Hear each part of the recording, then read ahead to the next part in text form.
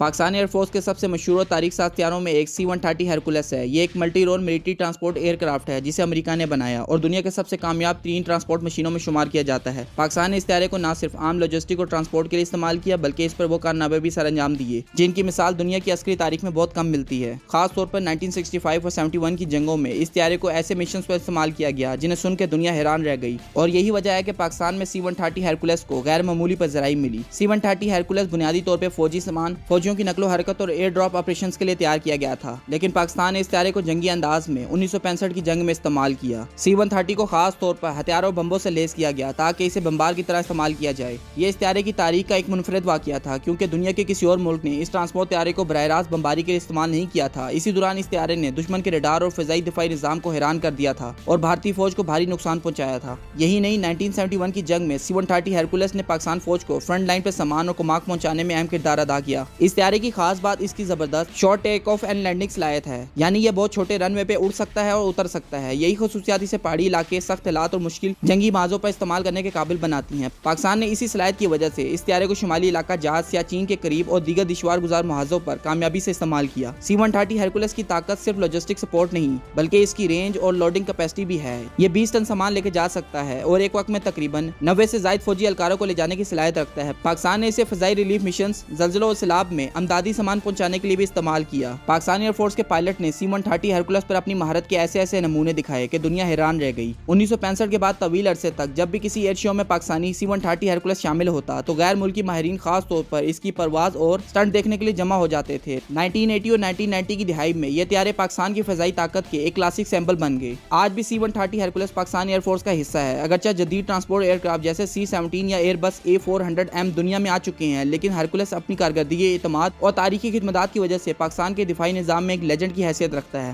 یہ طیارہ اس حقیقت کی علامت ہے کہ اگر نیت، مہارت اور جرأت ہو تو ایک ٹرانسپورٹ ایئر کرافٹ کو بھی جنگی ہتھیار میں بدلا جا سکتا ہے۔